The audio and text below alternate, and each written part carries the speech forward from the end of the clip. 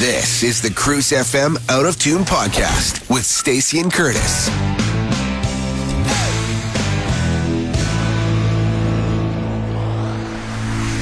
Record so I can see levels. Check one. Check. Check. Do do do do do do do do do do do do do do. Is that original? Because we could get in trouble for They're gonna. I hope playing the music in podcasts. Well, I'm 100% tone deaf, so that I think was sure, not even close. No. I'm sure that is not going to get flagged if you... That should be easy to recognize. That's the theme song for Sesame Street. And that is what we're talking about today. Episode 3. Sounded identical in my head. Absolutely. Like, am I playing this off YouTube? No. That was me humming. We did think, though, that Sesame Street would be a great topic to tackle on the Out of Tune podcast because it was such a huge part of a lot of our childhoods growing up. There are so many facets and parts to talk about. It's been on TV since 1969. I looked into it. Nice. And so that's 55 seasons, I think, as of right now, which is nuts. And the people who came up with it had said that they wanted to come up with something that would master the addictive qualities of television and do something good with them, helping young children prepare for school. Where did that thought go? Where did that, That was back in 1969. I know. Imagine if everybody making content today had that mindset. Oh, my God.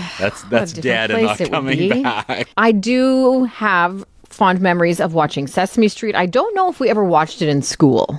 I know. I think it was just at home on the old PBS station. I have no fond CBC? memories of watching Sesame Street. However, I watch them now and I remember them. So clearly I was watching them. Okay. You know what I mean? Mm-hmm. I don't ever remember sitting there, crisscross applesauce in front of the TV watching Sesame Street. However, I can hum every jingle. Mm-hmm. I remember all the 80s and 90s episodes somehow. Yep. And where are you watching it right now? YouTube.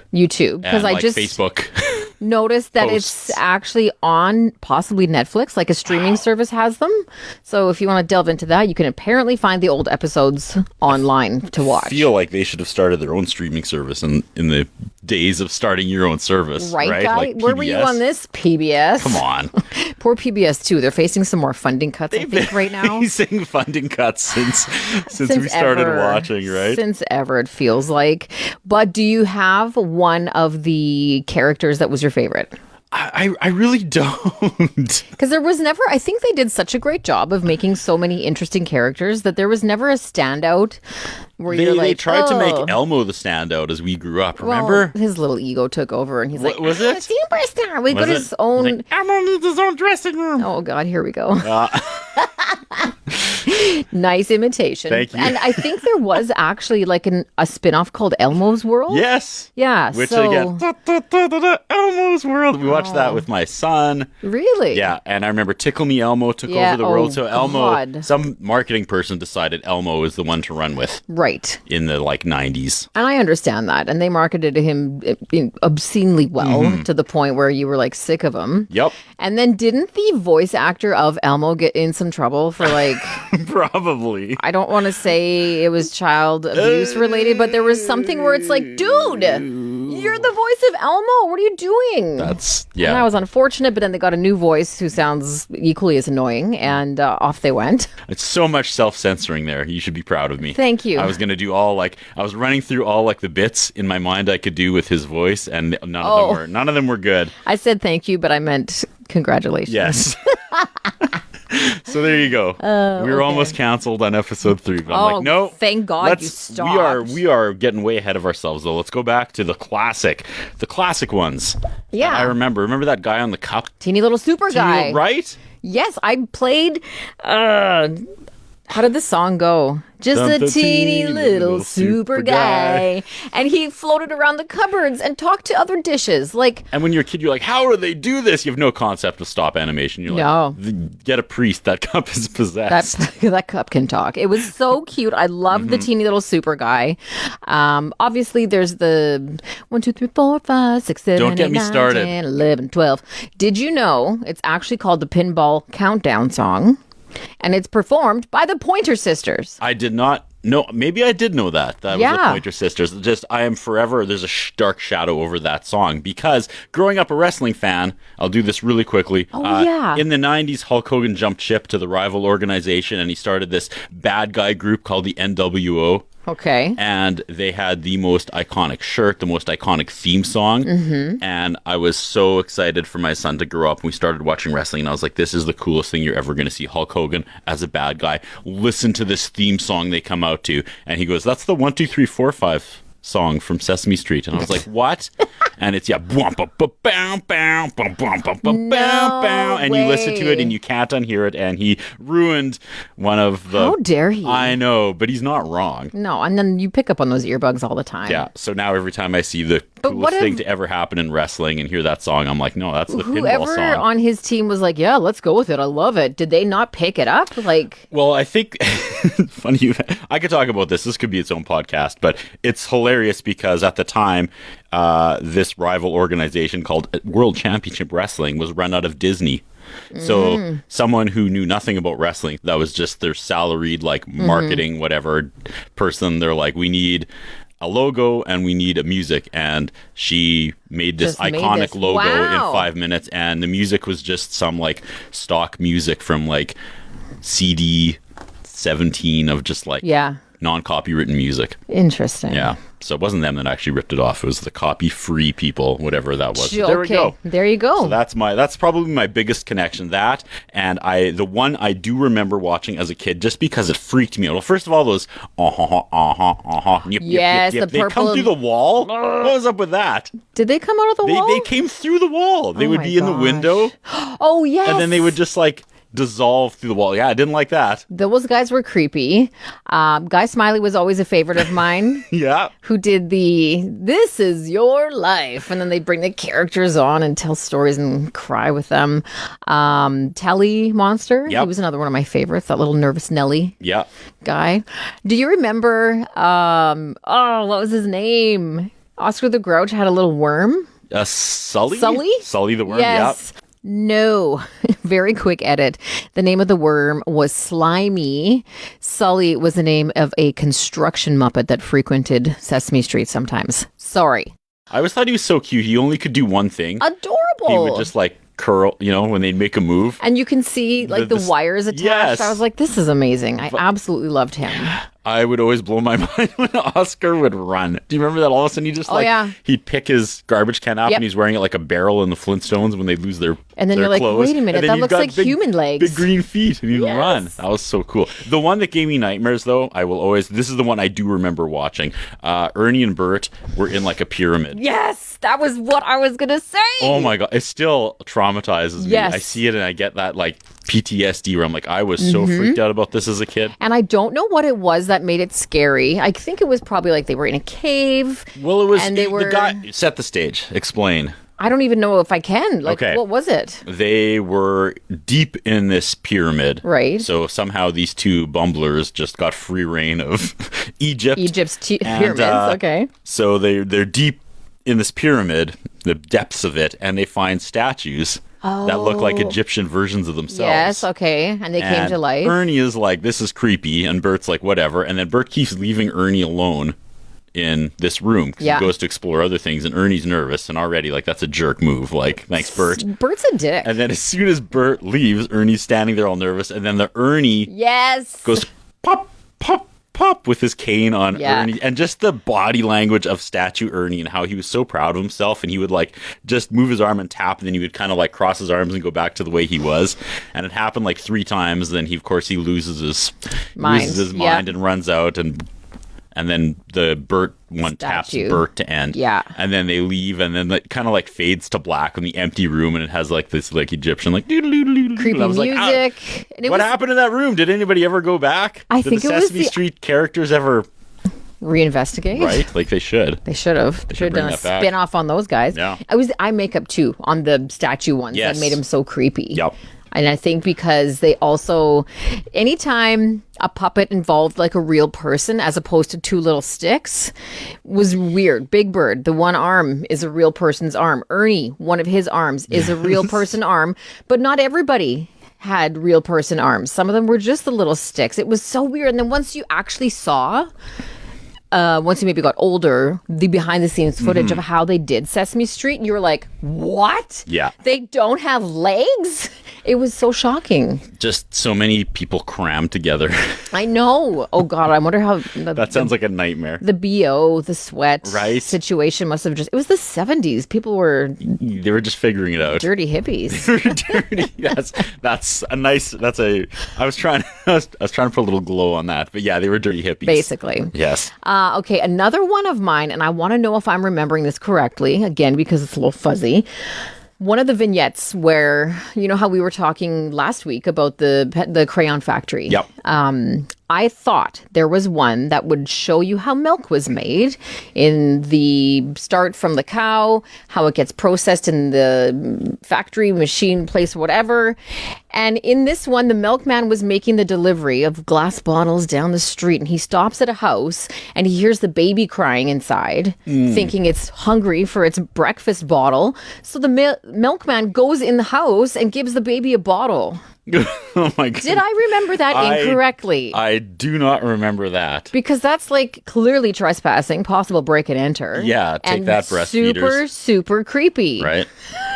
That was a PSA. It was so weird. And again, like, I don't know if I'm remembering it correctly. I could completely be getting it wrong, but it was just, it stood out in my mind as like, I just don't feel like that's right. Maybe that was something that happened in your life that wasn't Sesame Street. The milkman used to come visit all the time. Yeah. Oh my God, Hey, mother. There you go. Anyway. So yeah, I don't remember that. Okay. No. That's really weird. But then I do remember when it made the change, did there not come a time where it became Sesame Park and there was like a Canadian version? I was going to bring that up as well because I was on a like a field trip or something in high school. Maybe it was a band trip, and it was like really long. We may have gone to Banff or something. So, you know, you're cooped up in this bus forever. Yeah. And we were all swapping seats, and I ended up sitting beside this guy that I was not friends with, didn't talk to. And he started going off about how like Sesame Street had become like PC because now it was like Sesame Park. Right. And they don't play in the street because playing in the street is unsafe. And this is high school, and he was so revved up about this. Yeah. And then he's like, and they have this new character because they're like trying so hard with diversity. And he's like, he's got like dreads and he speaks with like a Jamaican accent, and he's like the main guy, and like all the regular characters you grew up with are pushed to the back because they're pushing this guy, and he's not playing. I was like, dude, you need to settle. You need to settle. Let me tell you about Hulk Hogan and the NWO, my friend. Yeah, this is way cooler. Way cooler. So I never saw that, but I just vividly remember being like, okay, I'm going to switch seats now because I appreciate the energy. Like, I love the commitment, but this is not where I'm at. I remember watching some of it, and I do remember it feeling just a little like, because you know how so many times when you do watch the Canadian version of something, you're like, this is kind of lame. Yeah. And it was kind of lame because it just wasn't the same, and they were incorporating French, which I think is great. Yeah. But it just didn't have the same bite as actual Sesame Street. Yes. And it was a little bit PC in the way that I think so much was starting to change. Yep. Milkman weren't just walking into the house to feed the baby. Canadian content sometimes loses the plot because it tries to please many masters, you know? One of the things, too, when I was looking into Sesame Street, they said the reason why the show tested so well, too, is that they loved the fact that kids were used in those little segments with the puppets because the kids related to kids. It's like, oh, I'm a kid. I love talking to Cookie Monster or whatever. And then also, too, the fact that all the cast and characters like Luis and Maria and Susan and Mr. Hooper were all like real people. And Luis and Maria got married in real life, which was kind of cool. Mr. Hooper died. He died. And they used, like, they mentioned it in the show. They told the kids he died. Yeah. And I remember... I must have seen that episode. I just remember I inherited the Mr. Hooper play set from my sister. Oh, cool. The, like, what are that? Playmobil? No, not Playmobil. Fisher-Price. Fisher-Price, yeah. Yeah. And then I heard he died, and I was like, my young brain was like, well, what do I do now? Do I play with this guy still? Still? He's dead. Rest in peace. Put him away. Yeah. Do I put him like what? That was probably like my introduction to death, to be honest. Well, that's the thing. They were covering real life things that had probably happened to kids. And this was back in like the 70s, probably mid-70s. I'm not sure when he did pass away. But yeah, they were just being super real about things, teaching kids what they needed to know, like they said, to try and help them, prepare for life, which is kind of cool. That may have been my sister also being a dick. Probably saw me playing, was like, he's dead, right? He's dead. Thanks, Deb. Hey, was it the house that folded in half? I think so. Because my grandma had that, and I now have it, and Fiona plays with it. And you fold it open. She knows he's dead, right? Yes. Okay. I've told her. That was the first thing. I was like, here you go. Here's your Sesame Street house. But first, you knocked him over sideways. Dead. Yeah, he's dead. We got to go bury him in the backyard and be sad about it forever. Oh, man. There were like the spin-off toys from Sesame Street. I still have a stuffed Bert. Yep. From when I was young, that's so funny. I had a Buddy Bert when I was little. That was like my toy when I was super young that my parents That's so cool. gave me. Do you still have it? I still maybe. have. My Bert is in reasonable shape, I have to say. I don't know if I just didn't maybe like him that much or play with him that much. My Bert is like threadbare if he's still around. Oh, poor guy. I may have mercied. Put him in the buried him in the backyard beside my all your other childhood memories beside Mr. Hooper. Mr. Hooper, that's what it was. Beside Mr. Hooper in my childhood home. Oh man. It's 2 grave markers. What else was there for standout characters? The Count was another one. Oh my goodness. That my was favorite. So like brilliant. It's brilliant to call him the Count, and that's what he does. One of my favorite memes is I asked someone someone asked me who my favorite vampire was, and I said the Count from Sesame Street, and they said he doesn't count, and I said I assure you he does. He does. My favorite, and I saw this as an adult, so I had the adult perspective, switching channels. This probably was like, I don't know, 15 years ago. I saw this just amazing. You'll appreciate this, Stacey. So, he's in his castle and the doorbell rings and he opens it up and it's raining and there's this like blonde standing there and she's like, I'm lost. Can I come in? And he's like, hey, this is awesome. And then before he lets her in, he has this like flash forward. Yeah. And it's like, I don't know, 10 years later, and he comes home and he's in a suit and he's like, honey, I'm home. And like he's married to this girl now and she is laying on the couch. And he's like, so honey, how many people called today? And she's like, a few. And his eyes like vibrating. And he's like, would you say 1? Would you say 3? She's like, I don't know, a few. And so she keeps answering all these questions without actual numbers. And then anyways, this goes on. He comes out of the flashback and then he slams the door in her face. And I was like, wow. That's hilarious. Someone was projecting that day and I 100% appreciate it. Just writers sneaking stuff in. He couldn't handle it. And I get it. Not. I mean, if that isn't marriage in a nutshell, I don't know what it is. Do you remember Snuffleupagus? Yep. And Barkley. His dog, or the dog, the silent dog. Yes. Big and whoever was the body inside of Barkley was amazing because with his fur. Yep. Hair, whatever it was, he was it reminded me of like when you see people during like doing a Chinese dragon in those parades. That's the kind of movements that he had. He'd kick his legs out. And because it was for sure a person in there again, because that's how puppets work. If not 2. Maybe 2. Wearing a giant carpet. Yeah, how flippin' hot must that have been? So gross on those sets. That's what I mean, just so smelly. Worse than hockey, maybe? I don't know.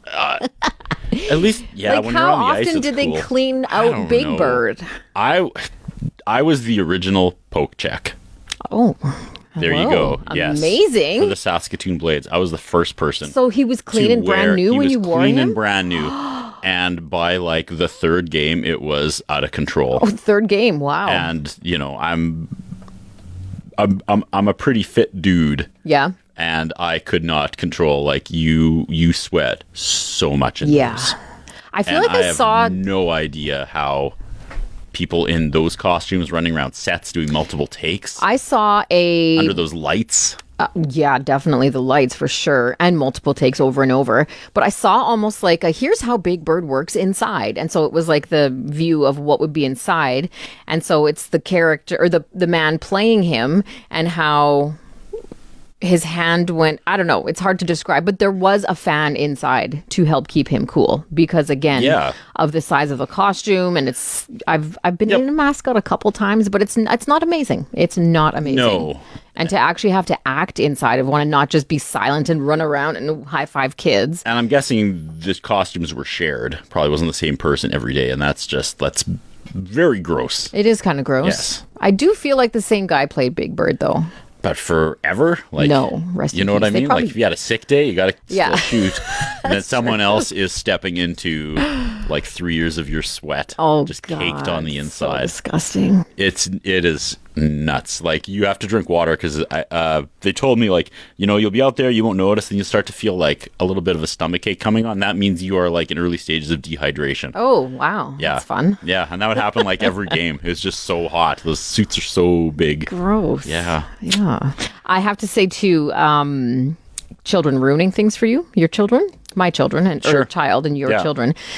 I was very excited to introduce Fiona to old Sesame Street back when it was legit and it was good. Yes. And I played an episode for her, and I feel like I don't know if I went too young, but she was like not having it. Yeah, it's tough. And I was instantly just like, oh my God, how can you not like this? Like, how?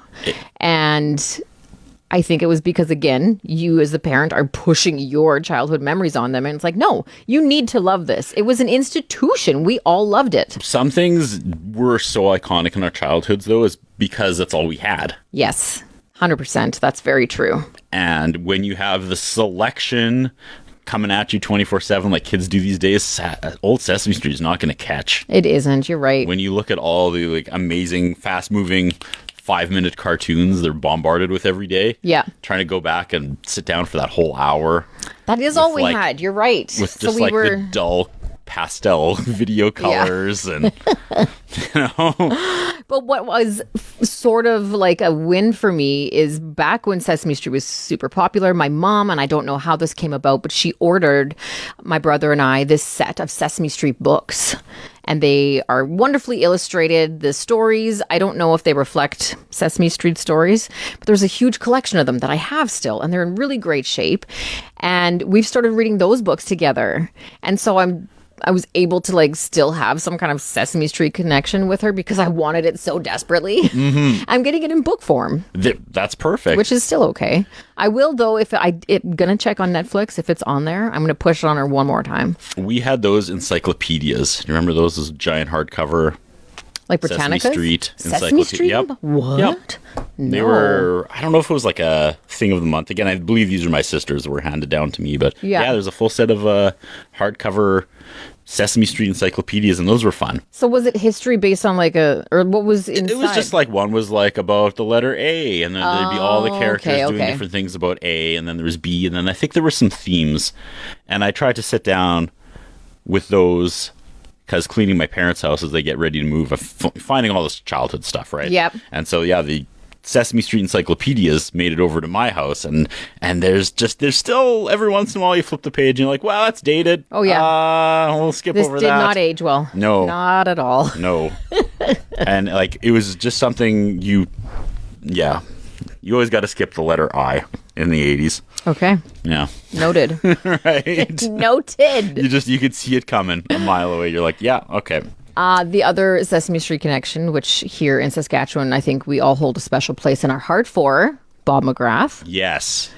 Is that right, Bob McGrath? Bob McGrath, yeah. Bob McGrath. Telemiracle Zone. And to see him on Sesame Street, and I remember the first time I saw him here at Telemiracle, I was like, yeah, mind absolutely. blown. What is he doing the here? The last time I saw him on Telemiracle, I was like, why does he still keep How coming? are you still alive? Amazing. What a guy with a huge heart who absolutely loved what he did on the show, loved supporting charities, and was at Telemiracle for how many? It's like 30 years or something? Yeah. It's nuts.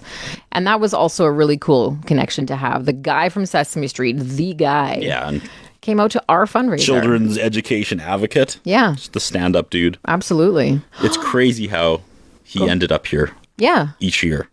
I wonder how he first did the Kinsman people reach out to him? Did he hear about it and reach out to them? I'm going to delve into this. You should. It probably was that. He probably was asked for, it was probably supposed to be a one-off, and then he really enjoyed it. Yeah, I would think so. Yeah. Do we also save another episode for like Mr. Rogers?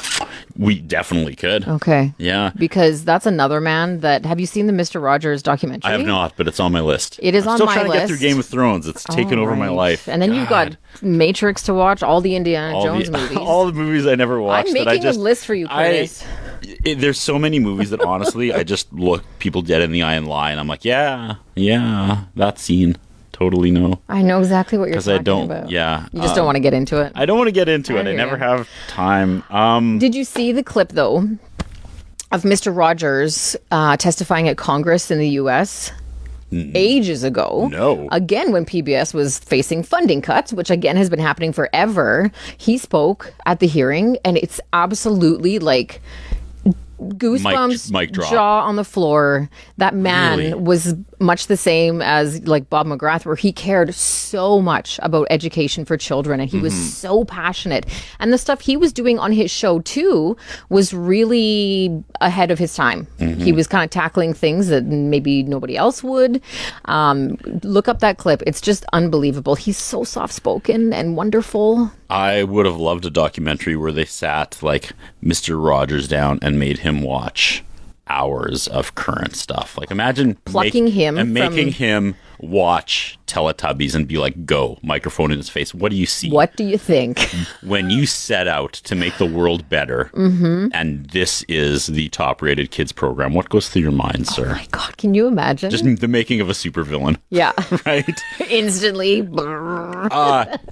Also cleaning up my parents' house, I found an old record. We had some Sesame Street records. Oh, cool. I found, this was a deep repressed memory, the Electric Company, Stacey. Yes. What is the deal with the Electric Company? Was that Canadian? Or was that on PBS? I don't think so. I don't even know if it was on PBS. I'm Googling it. If only while there we're was some talking. sort of information superhighway. Here it is. I was like, this, I remember listening to this record all the time. It had freaking Spider-Man. How? Wow. Was there a connection with Marvel? Spider-Man was in it, and it was not a good Spider-Man, but I remember as a kid having my mind blown that there was like a live action Spider-Man that would throw a net that was supposed to be a web while teaching you to count. And then I was like, Rita Marrero? Rita Marrero? I know who you're talking about. From like one of the most like Academy Award-winning Broadway. Yes. From Morano? HBO's Morano, maybe, from Oz. I was like, she was behind... She was one of the main people on this. Yes. Oh my God, just looking at the Electric pictures Company, now. there was the like Electric a gorilla. Company. Mm-hmm. Nothing about that made sense. It Nope. was so familiar, but also know, not familiar at all. We could also, there's so many, I've got to start writing stuff down. Canadian children's programming. Yes. From the 80s. Fred Penner. Under the Umbrella Tree. Under the Umbrella Tree. Zoobly Zoo. Was that Canadian? I feel like it's Zaboomafoo. Zaboomafoo, yeah. I think that was PBS. Okay. But then there was that other weird one where it was the mouse. What was it called? And they were under the stairs, and one guy was like a mannequin. At night, they would turn into mannequins. Oh. I gotta look. I don't like this. This sounds very terrifying. Putnam's Prairie Emporium.